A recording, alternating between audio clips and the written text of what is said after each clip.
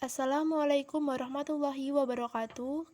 Pada kesempatan kali ini, kami dari kelompok 8 akan membahas mengenai konsep dasar oksidasi dan antioksidan berkaitan dengan metabolisme dalam tubuh. Dengan dosen pembimbing, beliau Lisetioningrum, MPD. Sebelum memasuki materi, perkenalkan kami anggota dari kelompok 8 sekaligus menjadi pemateri dari presentasi pada kali ini.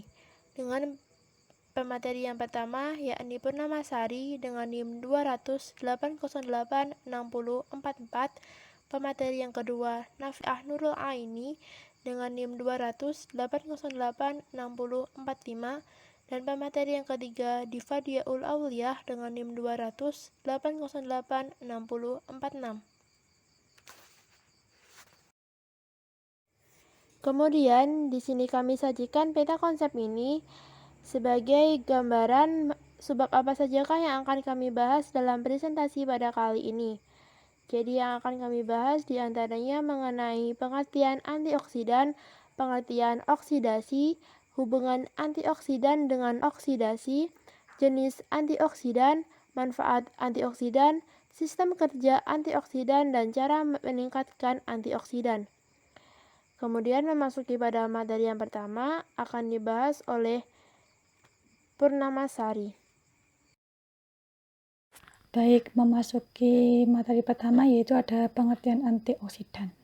Antioksidan adalah suatu senyawa atau komponen kimia yang dalam kadar atau jumlah tertentu mampu menghambat kerusakan akibat proses oksidasi. Antioksidan dalam pengertian kimia adalah senyawa pemberi elektron, dan secara biologis, antioksidan merupakan senyawa yang mampu mengatasi dampak negatif oksidan dalam tubuh seperti kerusakan elemen vital sel tubuh.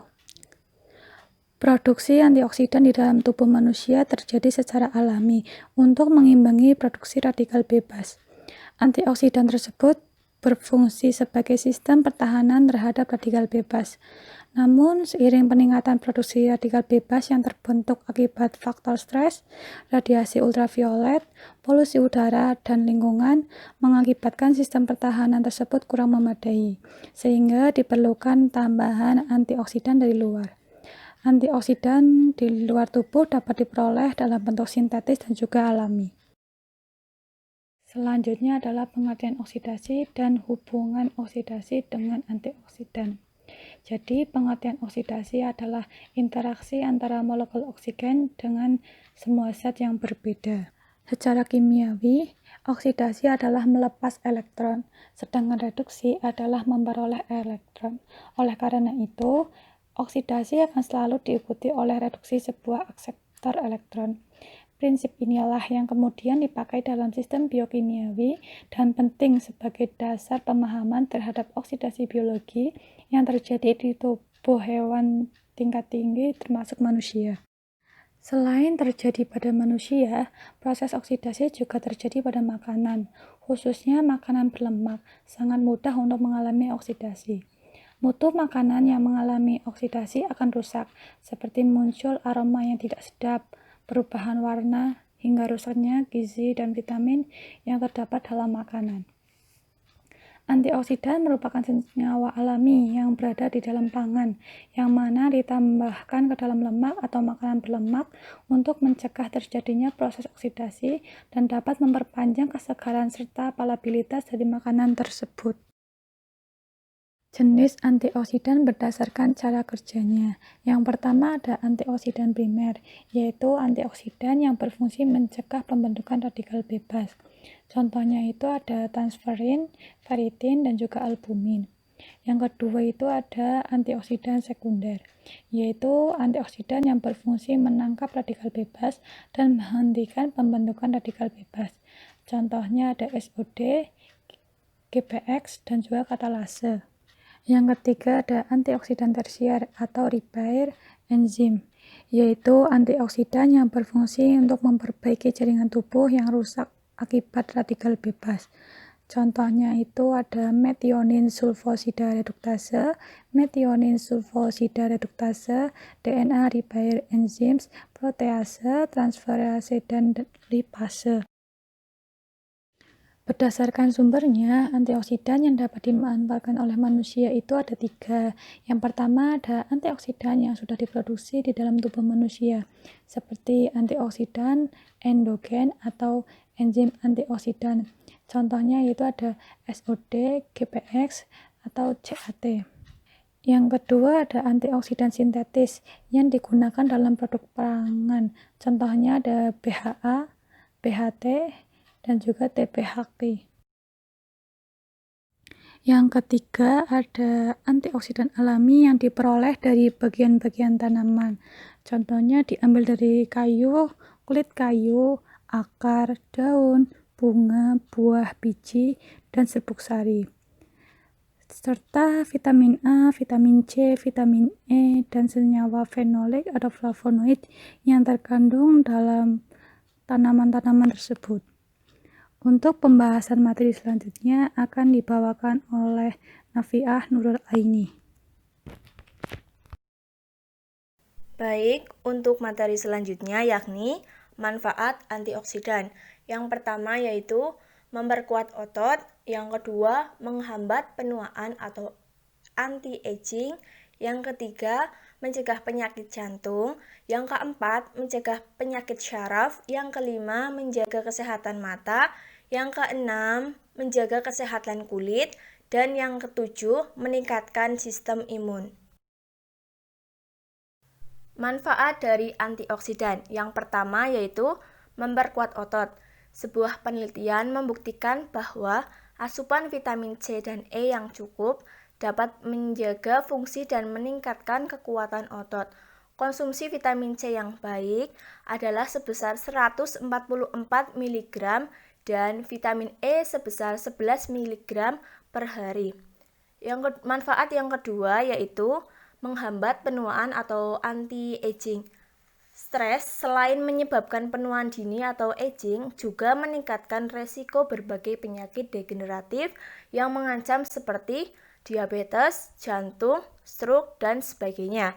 Karena hal tersebut, individu yang hidup dengan stres tinggi, bekerja yang melelahkan, bekerja di bawah paparan sinar matahari dan polusi udara, sangat memerlukan antioksidan eksogen agar radikal bebas yang berlebihan dapat diperangkap oleh antioksidan tersebut. Manfaat antioksidan yang ketiga yaitu mencegah penyakit jantung. Antioksidan dalam teh hijau yang dikenal sebagai polifenol dapat membantu mencegah penyakit jantung. Polifenol mampu mencegah oksidasi lemak, sehingga dapat membatasi peradangan internal yang bisa meningkatkan resiko penyakit jantung dan diabetes. Manfaat yang keempat, mencegah penyakit saraf atau Alzheimer. Banyak penelitian menunjukkan adanya hubungan antara radikal bebas dan gangguan suasana hati, seperti kecemasan dan depresi, serta penyakit neurologis seperti Parkinson dan Alzheimer. Antioksidan bisa berfungsi memerangi peradangan saraf yang disebabkan oleh kerusakan akibat radikal bebas. Dengan mengurangi radikal bebas, antioksidan juga dapat memperbaiki gejala yang terkait dengan kecemasan dan depresi. Manfaat antioksidan yang kelima yaitu menjaga kesehatan mata. Sebuah penelitian menemukan kombinasi vitamin C, vitamin E, beta-karotin, dan seng memberikan beberapa fungsi perlindungan terhadap perkembangan degenerasi makula mata pada lansia. Lutein atau karotenoid alami dalam sayuran hijau seperti bayam dan kangkung juga dapat melindungi penglihatan dengan cara membentuk vitamin A dalam tubuh, kemudian mengatur pigmen yang diproduksi retina atau lapisan jaringan pekat cahaya di mata. Manfaat yang keenam yaitu menjaga kesehatan kulit. Ketika kulit terpapar sinar ultraviolet tingkat tinggi, kulit akan mengalami oksidasi yang disebut kerusakan fotooksidatif. Itulah yang bisa merusak sel, protein, dan DNA kulit, sehingga menyebabkan kerusakan kulit dan penuaan dini. Astaxanthin disertai beta-karotin yang dikombinasikan dengan vitamin E telah terbukti dapat berfungsi menjadi salah satu kombinasi antioksidan yang paling kuat untuk membantu melindungi kulit dari kerusakan fotooksidatif. Untuk pembahasan materi selanjutnya akan dilanjutkan oleh rekan saya Diva Diaul Auliah. Baik, akan saya lanjutkan. Manfaat antioksidan yang ketujuh yaitu meningkatkan sistem imun. Oksigen dengan kandungan energi yang tinggi dapat membahayakan sistem kekebalan tubuh. Hal ini karena kemampuannya untuk mempercepat produksi radikal bebas. Astaxanthin dan spirulina telah terbukti dapat membantu meningkatkan sistem kekebalan tubuh serta melindungi sel dan DNA sel dari mutasi. Selanjutnya, sistem kerja antioksidan. Kinerja antioksidan dipacu oleh adanya reaksi oksidasi didukung oleh suatu radikal bebas. Radikal bebas sendiri timbul dalam tubuh manusia karena adanya hasil samping dari proses oksidasi dan pembakaran sel yang berlangsung pada waktu bernafas, metabolisme sel, olahraga, atau aktivitas fisik yang berlebih. Radikal bebas yang dihasilkan dari metabolisme normal tubuh, contohnya metabolisme gula untuk diubah menjadi energi, atau dari sumber eksternal seperti paparan sinar matahari, polusi udara, konsumsi alkohol, rokok, dan stres. Reaksi oksidasi yang melibatkan radikal bebas dapat merusak membran sel normal di sekitarnya dan merusak komposisi DNA sehingga dapat menyebabkan terjadinya suatu mutasi hingga memicu timbulnya penyakit degeneratif seperti kanker, jantung, katarak, dan lain-lain. Antioksidan dapat menghentikan proses perusakan sel dengan cara memberikan elektron kepada radikal bebas. Antioksidan akan menetralisir radikal bebas sehingga tidak mempunyai kemampuan lagi untuk mencuri elektron dari sel dan DNA. Pembahasan selanjutnya mengenai cara meningkatkan antioksidan. Meningkatkan antioksidan dapat dimulai dengan mengkonsumsi berbagai makanan yang mengandung senyawa antioksidan seperti sayur-sayuran, buah-buahan, ubi jalar ungu, delima merah, yang mana mampu meningkatkan antioksidan secara alami dari dalam tubuh. Kandungan mikronutrien pada buah, sayur-sayuran, dan senyawa lain seperti vitamin A, vitamin C, dan vitamin E, asam folat, antosianin, senyawa fenol, dan flavonoid dapat dijadikan pengganti konsumsi sebagai antioksidan sintetis. Terima kasih. Sekian tadi adalah pembahasan dari materi presentasi kami pada kali ini.